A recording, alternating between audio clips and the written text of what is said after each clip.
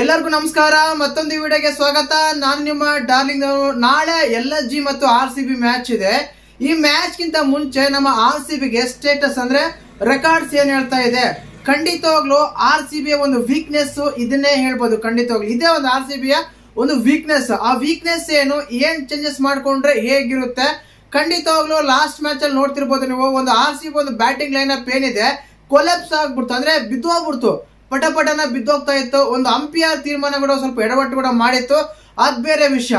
ಆದ್ರೆ ಯಾವಾಗ power play wicket ಕಳ್ಕೊಂತು ಅದ್ರಿಂದ ಬಂದಿರೋ ಬ್ಯಾಟ್ಸ್ಮನ್ಗಳು ನೀಟಾಗಿ ಆಡಲಿಲ್ಲ. RCB ವೀಕ್ನೆಸ್ ಏನು, ಏನ್ ಚೇಂಜಸ್ ಮಾಡ್ಕೊಂಡ್ರೆ RCB ಒಂದು ಬ್ಯಾಟಿಂಗ್ ಲೈನ್ ಅಪ್ ಆಗಿರ್ಬೋದು, ಬ್ಯಾಟಿಂಗ್ ಒಂದು ಆರ್ಡರ್ ಆಗಿರ್ಬೋದು, ಯಾವ ರೀತಿ ಸ್ಟ್ರಾಂಗ್ ಆಗುತ್ತಂತೆಲ್ಲ ಮಾತಾಡೋಣ. ದಯವಿಟ್ಟು ಚಾನಲ್ ಯಾರನ್ನು ಹೊಸ ನೋಡ್ತಿದ್ರೆ ಮಿಸ್ ಮಾಡಿದ್ರೆ ಸಬ್ಸ್ಕ್ರೈಬ್ ಮಾಡಿ, ಲೈಕ್ ಮಾಡಿ, ಶೇರ್ ಮಾಡಿ. ತುಂಬಾ ಜನ ವಿಡಿಯೋ ನೋಡ್ತೀರಾ ಬಟ್ ವಿಡಿಯೋನ ಲೈಕ್ ಮಾಡಲ್ಲ, ಹಾಗೇನೆ ಚಾನಲ್ ಕೂಡ ಸಬ್ಸ್ಕ್ರೈಬ್ ಮಾಡ್ಕೊಂತ ಇಲ್ಲ. ದಯವಿಟ್ಟು ಸಬ್ಸ್ಕ್ರೈಬ್ ಮಾಡಿ ಸಪೋರ್ಟ್ ಮಾಡಿ ಅಂತ ಕೇಳ್ತೀನಿ, ಸರಿಯಾಗಿ ಕೇಳ್ಕೊಂತೀನಿ. ಇನ್ನು ಮುಖ್ಯವಾಗಿ ವಿಷಯಕ್ಕೆ ಬರೋಣ. ನೀವು ಬೇಕಾದ್ರೆ ನೋಡಿ, ನಮ್ಮ RCB ಒಂದು ಪ್ಯಾಟ್ರನ್ ಫಾಲೋ ಮಾಡ್ತಾ ಇದೆ. ಏನ್ ಗೊತ್ತಾ, ಸ್ಟಾರ್ಟಿಂಗ್ ಅಲ್ಲಿ ಸೀಸನ್ ಸ್ಟಾರ್ಟ್ ಆಗ್ಲಿದ್ದ ಕೂಡ 2 ಮ್ಯಾಚ್ ಗೆಲ್ತಾರೆ, 1 ಮ್ಯಾಚ್ ಸೋಲ್ತಾರೆ, 2 ಮ್ಯಾಚ್ ಗೆಲ್ತಾರೆ, 1 ಮ್ಯಾಚ್ ಸೋಲ್ತಾರೆ. ಈವರೆಗೂ 9 ಮ್ಯಾಚ್ ಆಗಿದೆ. ಸ್ಟಾರ್ಟಿಂಗ್ ಅಲ್ಲಿ 2 ಗೆದ್ರು, ಆಮೇಲೆ 1 ಸೋತ್ರು, ಆಮೇಲೆ 2 ಗೆದ್ರು, ಆಮೇಲೆ 1 ಸೋತ್ರು, ಆಮೇಲೆ 2 ಗೆದ್ರು, ಈಗ 1 ಸೋತಿದ್ದಾರೆ. ಇದಾದ 1 ಸೋತಿದ್ದಾರೆ ತಾನೆ. ಈಗ ಅದಾದ್ಮೇಲೆ 2 ಮ್ಯಾಚ್ ಕೂಡ ನಮ್ಮವರು ಗೆಲ್ತಾರೆ. ಒಂದು ಲಕ್ನೋ ವಿರುದ್ಧ ಇದೆ, ಇನ್ನೊಂದು ಮುಂಬೈ ಹತ್ರ ಇದೆ. ಈ 2 ಮ್ಯಾಚ್ ಗೆಲ್ತಾರೆ, ಅದು ಬೇರೆ ವಿಷಯ. ಇಲ್ಲಿ ಮೇನ್ ಆಗಿ ಇನ್ನೊಂದು ರೆಕಾರ್ಡ್ ಏನು, ಸ್ಟೇಟಸ್ ಏನ್ ಹೇಳುತ್ತೆ, RCB ಒಂದು ವೀಕ್ನೆಸ್ ಏನಪ್ಪಾ ಅಂತ ಕೇಳೋದಾದ್ರೆ, ನೀವು ಬೇಕಾದ್ರೆ ಸೋತಿರೋ 3 ಮ್ಯಾಚ್ ನೋಡ್ಕೊಂಡ್ ಬನ್ನಿ. ನಮ್ಮ RCB ಸೋತಿದೆ ಅಲ್ಲ, ಆ 3 ಮ್ಯಾಚ್ ನೋಡ್ಕೊಂಡ್ ಬನ್ನಿ. ನಮ್ಮ ವಿರಾಟ್ ಕೊಹ್ಲಿ ಅವರ ಯಾವಾಗಾದ್ರೆ 30 ರನ್ಗಳ ಒಳಗಡೆ ಔಟ್ ಆಗಿದಾರೋ, 30 ರನ್ಗಳ ಒಳಗೆ ಔಟ್ ಆಗಿದಾರೋ, ಆ 3 ಮ್ಯಾಚ್ ಕೂಡ ಸೋತಿದ್ದಾರೆ ಗುರು. ಇನ್ನು ಗೆದ್ದಿರೋ ಮ್ಯಾಚ್ಗಳೆಲ್ಲೂ ಕೂಡ 15, 14, 17, 18 ಎಷ್ಟೋ ಸ್ಕೋರ್ ಮಾಡಿದ್ದಾರೆ. ಬಟ್ 30+ ಸ್ಕೋರ್ ಮಾಡಿದ್ದಾರೆ, 30 ಒಳಗಡೆ ಔಟ್ ಆಗಿಲ್ಲ. ಯಾವಾಗಾದ್ರೆ ವಿರಾಟ್ ಕೊಹ್ಲಿ ಅವರು 30 ಒಳಗೆ ಔಟ್ ಆಗಿದಾರೋ ಆ ಮ್ಯಾಚ್ ಎಲ್ಲ ಸೋತಿದ್ದಾರೆ. ಇಲ್ಲಿ ಏನಂದ್ರೆ 30 ಇಂಪಾರ್ಟೆಂಟ್ ಅಲ್ಲ, ಅಲ್ಲಿ ವಿರಾಟ್ ಕೊಹ್ಲಿ ಅವರು ಕ್ರೀಸ್ ಅಲ್ಲಿ ಇರೋದು ತುಂಬಾ ಇಂಪಾರ್ಟೆಂಟ್. ಯಾವಾಗಾದ್ರೆ ಕೊಹ್ಲಿ ಕ್ರೀಸ್ ಅಲ್ಲಿ ಇರ್ತಾರೋ, ಆಪೋಸಿಟ್ ಇರೋ ಬ್ಯಾಟ್ಸ್ಮನ್ ಆಗಿರ್ಬೋದು, ಆಪೋಸಿಟ್ ಇರೋ ಬೌಲರ್ಗೆ, ಫೀಲ್ಡರ್ ಆಗಿರ್ಬೋದು, ಒಂದು ಬೇರೆ ರೀತಿ ಎನರ್ಜಿ ಸಿಗುತ್ತೆ. ಅಲ್ಲಿ ಆಪೋಸಿಟ್ ಇರೋಗೆ ವೀಕ್ನೆಸ್ ಸಿಗುತ್ತೆ, ನಮ್ಮ ಬ್ಯಾಟರ್ಗೆ ಎನರ್ಜಿ ಸಿಗುತ್ತೆ.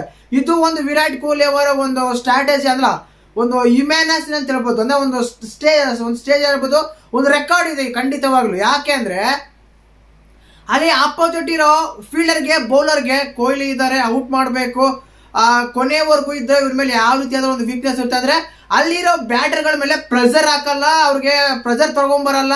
ಬೌಲಿಂಗ್ ಹಾಕ್ಬೇಕಾದ್ರೆ ಮೈಯೆಲ್ಲ ಕಣ್ಣಿಟ್ಕೊಂಡು ಬೌಲಿಂಗ್ ಹಾಕ್ತಾ ಇರ್ತಾರೆ, ಅದೊಂದು. ಅದಾದ್ಮೇಲೆ ನಮ್ಮ ಬ್ಯಾಟ್ಸ್ಮನ್ ಇರ್ತಾರೆ, ಆಪೋಸಿಟ್ ಬ್ಯಾಟ್ಸ್ಮನ್ಗೆ ನಾನು ಹೋದ್ರೆ ಕೊಹ್ಲಿ ಆಡ್ತಾರೆ ಅನ್ನೋ ಧೈರ್ಯ ಇರುತ್ತೆ. ತುಂಬಾ ಇಂಪಾರ್ಟೆಂಟ್ ಇದು. ನಾನು ಹೋದ್ರೆ ಕೊಹ್ಲಿ ಆಡ್ತಾರೆ ಅನ್ನೋ ಒಂದು ಇನ್ಪುಟ್ ಎನರ್ಜಿ ಇರುತ್ತೆ. ಆದ ಕಾರಣ ಏನಾಗುತ್ತೆ ಅಂದ್ರೆ ತುಂಬಾ ಇಂಪಾರ್ಟೆಂಟ್ ಆಗುತ್ತೆ. ನೀವು ನೋಡಿ, ಯಾವಾಗಾದ್ರೆ ಒಂದು 10 ಓವರ್ ಆದಾಗ ಕೊಹ್ಲಿ ಇರ್ತಾರೋ, ಇನ್ನು 10 ಓವರ್ ಆದ್ಮೇಲೆ ಬೇರೆ ರೀತಿ ಸ್ಕೋರ್ ಬರುತ್ತೆ. ಇಲ್ಲಿ ತುಂಬಾ ಜನ ಸ್ಟ್ರೈಕ್ ರೇಟ್ ರೊಟೇಟ್ ಮಾಡಲ್ಲ, ಬಾಲ್ ಟು ಬಾಲ್ ಆಡ್ತಾರೆ, ಸ್ಟ್ರೋಲ್ ಆಗಿ ಆಡ್ತಾರೆ. ಇದು ಮ್ಯಾಟ್ರ್ ಅಲ್ಲ, ಕ್ರೀಸ್ ಅಲ್ಲಿ ಇರೋದು ಮ್ಯಾಟ್ರ್. ವಿರಾಟ್ ಕೊಹ್ಲಿ ಕ್ರೀಸ್ ಅಲ್ಲಿ ಇದ್ರೆ ಅದು ಎನರ್ಜಿನೇ ಬೇರೆ, ಆ ಸ್ಟೇನೇ ಬೇರೆ, ಆ ರೆಕಾರ್ಡೇ ಒಂದು ಬೇರೆ ತರನೇ ಹೋಗುತ್ತೆ ಖಂಡಿತವಾಗ್ಲು ಬಂದು ಹಿಂದೆ ಬರೋ ಬ್ಯಾಟ್ಸ್ಮನ್ಗಳಿಗೆ. ಆದ ಕಾರಣ ಒಂದು RCB ಒಂದು ವೀಕ್ನೆಸ್, ಇದನ್ನೇ ನಾನು ಹೇಳಕ್ ಇಷ್ಟಪಡ್ತೀನಿ. ಮತ್ತೆ ನಿಮ್ಮ ಪ್ರಕಾರ ಇದು ವೀಕ್ನೆಸ್ ಅಲ್ವಾ ಅಂತ ಕೇಳ್ಬೋದು. ನೀವು ಬೇಕಾದ್ರೆ ನೋಡಿ, ಮುಂಬೈ ಮೇಲೆ ನಾವು 240 ಸ್ಕೋರ್ ಮಾಡಿದ್ವಿ. ಅವತ್ತು ಕೊಹ್ಲಿ ಅವರು 49 ಬಾಲ್ಗೆ 50 ಹೊಡಿತಾರೆ, ಅಂದ್ರೆ 40 ಬಾಲ್ಗೆ 50 ಹೊಡಿರ್ತಾರೆ. ಅಲ್ಲಿ 40 ಬಾಲ್ಗೆ 50 ಇಂಪಾರ್ಟೆಂಟ್ ಅಲ್ಲ, ಅಲ್ಲಿ ಕ್ರೀಸ್ ಅಲ್ಲಿ ಇದ್ದಿದ್ದು ಇಂಪಾರ್ಟೆಂಟ್. ಆದ ಕಾರಣ ಲಾಸ್ಟ್ ಅಲ್ಲಿ ಬಂದು ಟೀಮ್ ಡೇವಿಡ್ ಆಗಿರ್ಬೋದು, ಜಿತೇಶ್ ಶರ್ಮಾ ಆಗಿರ್ಬೋದು, ಇವರೆಲ್ಲ ಆಡ್ತಾರೆ. ಬಟ್ ಕೊಹ್ಲಿ ಕ್ರೀಸ್ ಅಲ್ಲಿ ಇರೋದು ತುಂಬಾ ಇಂಪಾರ್ಟೆಂಟ್ ಆಗುತ್ತೆ. RCB ಒಂದು ವೀಕ್ನೆಸ್ ಕೂಡ ಇದೆ.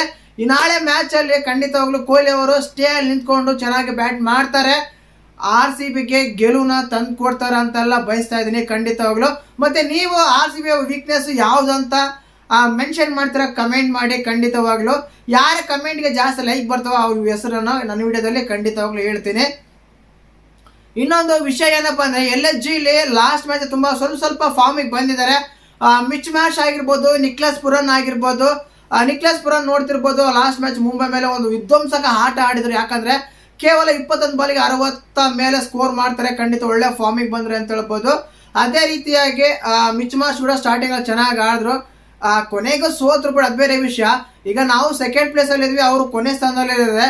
ಬಟ್ ಟೀಮ್ ಪಾಸಿಟಿವ್ ತಗೊಂಡಾಗ RCB ತುಂಬಾನೇ ಪಾಸಿಟಿವ್ ಇದೆ. ಒಂದು ಬೌಲಿಂಗ್ ಯೂನಿಟ್ ತಗೋಬಹುದು, ಇಲ್ಲ ಬ್ಯಾಟಿಂಗ್ ಯೂನಿಟ್ ತಗೋಬಹುದು. ಯಾವುದೇ ತಗೊಂಡ್ರು RCBಗೆ ಒಂದು ಗಿಮಿಕ್ ಇದೆ, RCBಗೆ ಒಂದು ರೆಕಾರ್ಡ್ ಇದೆ, RCBಗೆ ಸ್ಟ್ರಾಂಗು ಪಾಸಿಟಿವ್ ಅಂತೆಲ್ಲ ಅನ್ಸುತ್ತೆ. ಬಟ್ ಎಲ್ಲಾನು ಮೈ ಮೇಲೆ ಕಣ್ಣಿಟ್ಕೊಂಡು ಆಡಲೇಬೇಕು. ಯಾಕಂದ್ರೆ ಯಾವಾಗ ಯಾರು ಯಾವ ಟೈಮಲ್ಲಿ ಯಾವ ರೀತಿ ಆಡ್ತಾರೆ ಅಂತ ಗೊತ್ತಾಗಲ್ಲ ಖಂಡಿತವಾಗ್ಲು.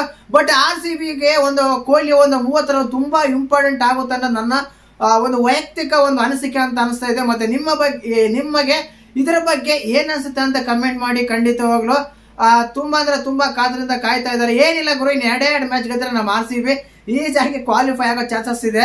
ಬಟ್ ಇವತ್ತು ಮ್ಯಾಚ್ಗಳು ತುಂಬಾ ಇಂಪಾರ್ಟೆಂಟ್ ಆಗುತ್ತೆ. ಪಂಜಾಬ್ SRH ಮ್ಯಾಚ್, ಇವರಲ್ಲಿ ಯಾರು ಗೆಲ್ತಾರೆ ಗುರು ಅಂತ. ಒಂದ್ ವೇಳೆ ಪಂಜಾಬ್ ಗೆದ್ರೆ ಅಲ್ಲೇ ಇರುತ್ತೆ. ಬಟ್ ಏನಾದ್ರು SRH ಏನಾದ್ರು ಗೆದ್ರೆ ನಮ್ಮ RCB ಸ್ಥಾನ ಅಲ್ಲಾಡುತ್ತೆ, ಕೆಳಗಡೆ ಬರುತ್ತೆ. ಖಂಡಿತವಾಗ್ಲೂ ಚೇಂಜಸ್ ಅಂತ ಆಗುತ್ತೆ ಅಂತ ಅನಿಸ್ತಾ ಇದೆ.